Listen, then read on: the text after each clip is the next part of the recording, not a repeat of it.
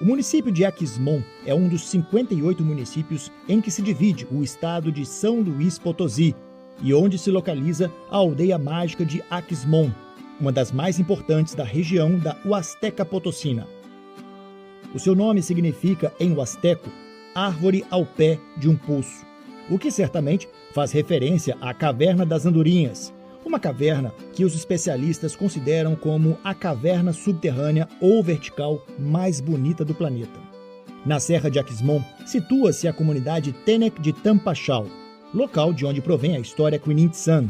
O idioma huasteco, ou Tenec, é uma língua maia que se fala no norte da costa do Golfo do México, nos estados de São Luís Potosí, Veracruz e Tamaulipas. É a última língua viva do ramo huastecano desta família linguística, após a extinção do Tico-Muzelteco, em 1980.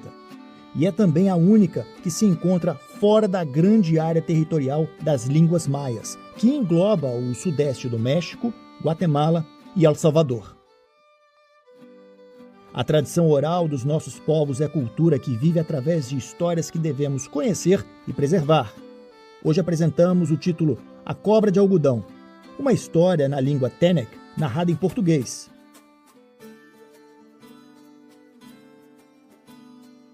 A Cobra de Algodão.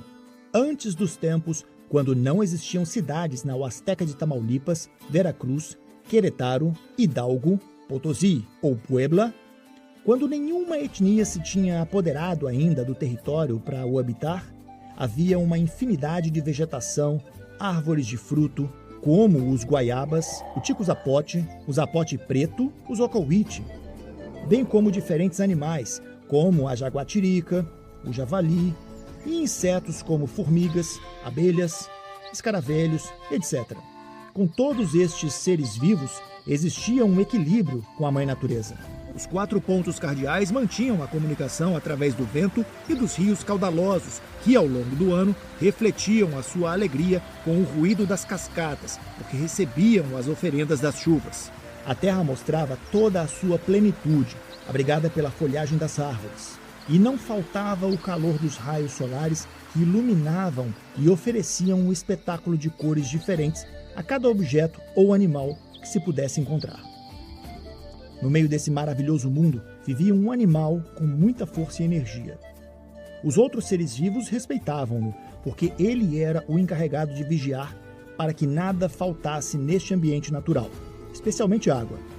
Por isso, rastejava entre as ervas para conhecer a umidade do ambiente e nadava nos rios para saber a temperatura e também para saber se havia falta ou excesso de água. Era uma bela cobra chamada Quinintsan, branca como a espuma do mar, com vários braços de comprimento e tão grossa como a pilastra de uma casa.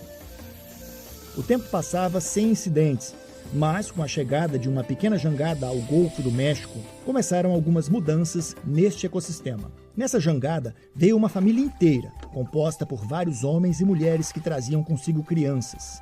Com a necessidade de sobreviver, começaram a mondar e a cortar árvores para construir as suas cabanas, caçando animais para satisfazer as suas necessidades de alimento. No entanto, refletiram o seu respeito fazendo um ritual no qual explicavam que só levariam o necessário e respeitariam a vida selvagem que ali se encontrava, que também se comprometiam a cuidar e a interagir-se como mais um habitante. A Quinintsan ouviu-os e sentiu a sinceridade das palavras dos recém-chegados e decidira aceitá-los e não fazer nada contra eles. Com o passar dos anos e dos séculos, esta família cresceu, criando populações inteiras a quem ensinaram o pedido que tinham feito e o compromisso que tinham assumido de cuidar do ambiente natural. Porém, um dia, um grupo de homens sanguinários chegou e massacrou os habitantes daquele lugar. Alguns morreram torturados, outros de doença ou envenenamento, porque os homens sanguinários, depois de assassinarem os animais, atiravam-nos para os rios onde as pessoas bebiam a água. Com o terror que sofreram após a chegada dos homens sanguinários, as famílias que ali viviam optaram por se refugiar em grutas, nas selvas de difícil acesso, e algumas outras fugiram para a Serra Madre Oriental. A cobra Quinintsan nada podia fazer. Estava pasmada com tanta crueldade que observava. não podia acreditar que houvesse tanta ambição no coração daqueles indivíduos, porque para aquele grupo de humanos não bastava tomar as coisas apenas por necessidade, mas tinham de esmagar todos os seres vivos que encontrassem, mesmo os que mais tarde lhes pudessem ser úteis. Enquanto assimilava tudo, continuava a viver naquele lugar, protegendo-o, dando-lhe a umidade e a temperatura de que necessitava. Mas um dia cansou-se e pensou que não podia continuar a servir os novos habitantes, que devia dar-lhes a agonia da seca. Por isso, falou com todos os animais e pediu-lhes que migrassem para a Serra Madre Oriental, para viverem em harmonia com os outros humanos que tinham fugido. Desde então, a víbora vai passear ao longo dos ribeiros da serra e, quando o faz, começam os trovões e a chuva.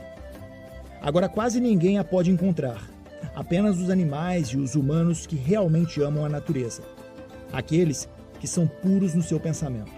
A cobra Quinintsan vigia a Serra Madre Oriental e ao pé dela nascem os rios que dão umidade a toda a região huasteca.